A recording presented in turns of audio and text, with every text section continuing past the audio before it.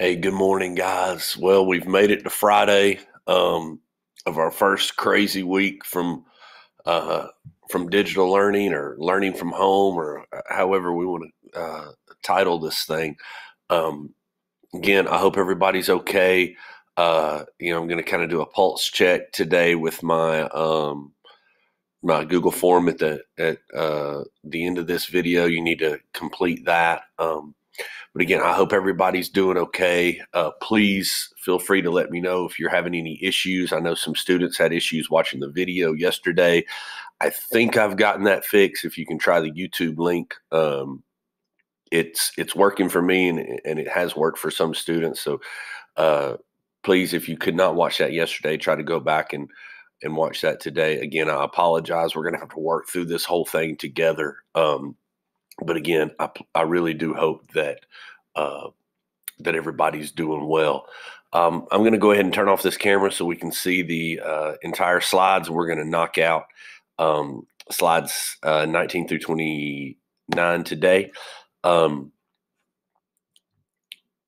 we're going to talk about spending. So, yesterday's notes were about how the government makes money through taxation and different types of taxes and where that money is spent or where that money is allocated to based on how that tax worked.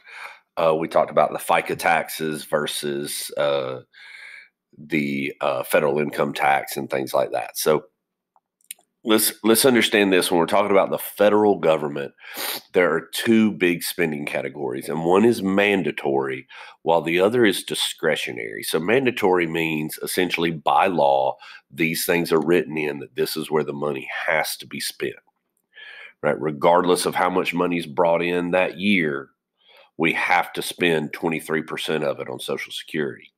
Discretionary spending is where the current administration, the current president, Senate, Congress, they're the ones making the discretionary budget. So as you see, only about a third of the overall budget actually changes every year, right? Or under each different administration.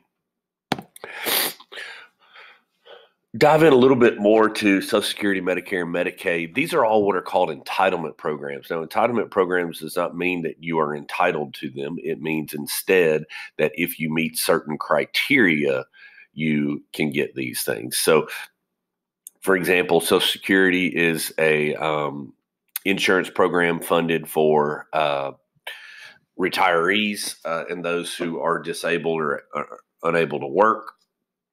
It is a huge category, the largest category of government spending. Medicare and Medicaid. Medicare is for people over 65 years old, provides a health insurance benefit. We see how important that is right now. And then Medicaid provides health insurance benefits for people who otherwise may not be able to afford it, or maybe some people with disabilities and things like that. The defense spending makes up the biggest part of the discretionary spending. It's typically about half, regardless of who's in office or anything like that. It's typically about half.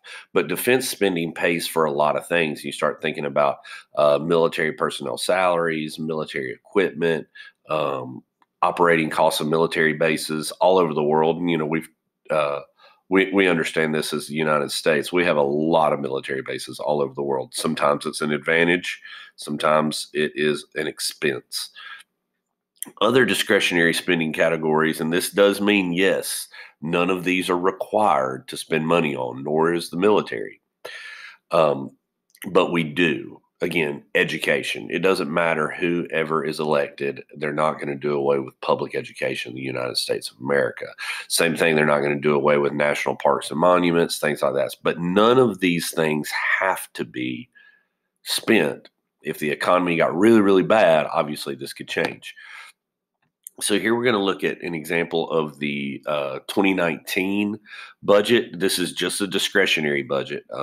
And you can kind of see where President Trump in 2019 chose to put certain things. Now, I will ask you some questions on today's form, kind of about some of this different stuff as well. But we can see some uh, glaring obvious things like 61% of it's spent on military, um, while only 2% is being spent on energy, environment, 2% on science, 5% on health. Um, so we can obviously see some differences in priorities and things like that.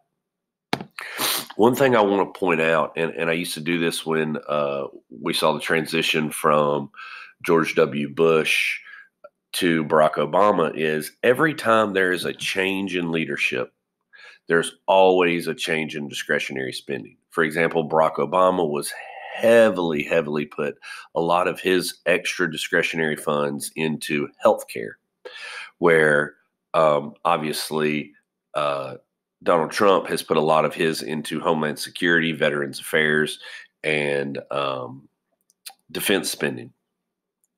But remember, like we talked about, it's an opportunity cost thing. If you spend $1 somewhere, you can't spend that same dollar somewhere else. So everybody has to make a decision. So as you can see here, these were kind of the winners and the losers in Donald Trump's first year uh, as president. Now, let's talk about states. So this is, for example, the state of Georgia's budget is operates very differently than does the federal government. The state budget starts out, first of all, there's two big parts of it: the operating budget and the capital budget. So the operating budget is your daily expenses. These are salaries, maintenance on facilities, getting the oil changed on a state-owned car. And then the capital budget is for major capital spending, like we talked about, capital deepening for your state, investment into machinery that makes your roads better. You use those machines for years and years. They're not just a one-time use. And this is something interesting. Many states have what is called a balanced budget, right? So, in other words, they can't put together budgets that have budget deficits. So instead, they have to meet the criteria in their budget. They can't overspend. The problem is this typically only applies to operating budgets. So there are a lot of states that are in quite a bit of debt when it comes to capital budgets. So they spend all their money on operating and they borrow to build new schools and build new things like that. But eventually you got to pay them back. So where are taxes spent? Well, in the state of Georgia, we spend a lot of money on education, a lot of money on public safety, highways, the public welfare. Obviously, there's state clinics and things like that, parks and recreation, um, and even to just the government administration. The people somebody has to run the place. This is an older pie chart, but I like the pie chart version of these expenditures. As you can kind of see, we spend a lot of money on K through 12 education. Board of Regents is the University of Georgia system. Other education is typically things like tech school and pre-K and things like that. And then you can see a lot of the rest of it is health. So community health, behavioral health, even Department of Corrections, prisons, things like that are still spend a lot of money on the health of the people that they're taking care of. State revenues are important too. So remember, states have to make money in different ways than the federal government. Can't tax the same things and expect to be able to make any money. So there are limits to taxation in the states. First of all, states don't do any international tariffs or taxes to imports or exports. Sales tax and property taxes are the main state revenues.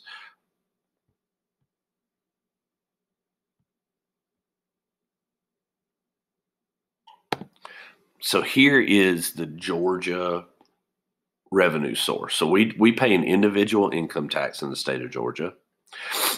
Corporations also pay a tax, but as you see, about the rest of this is taken up through smaller taxes: sales tax, tobacco tax, alcohol tax, motor fuel tax. As much as we pay for gas, you would think that would be bigger, but we actually bring in a fairly small amount of revenue based on that. A lot of people think the lottery in the state of Georgia makes such a massive difference. Well, as you can see, we fund some things via the lottery, but it's not the massive difference that people from states that don't have lotteries think that it really is. So just kind of check this out. And then last but not least, local. So if we're talking about Union County or the city of Blairsville, they've got a lot of things that they've got to keep up with. Things like public schools, law enforcement, fire protection, public libraries, our Parks and Recs facilities, things like that, all have to be managed by our local government. And so they have to do these types of things. And now how do they get the money to be able to manage those things? Well, we talked earlier in the semester about property taxes, and property taxes are a huge source of revenue for local schools, and especially where we are. It helps us out a lot. And then understand too, like we have a local alcohol and tobacco tax. We do not have a local income tax, but some cities across the country do. Depending on where you're going to live in the future, that may be something you have to deal with.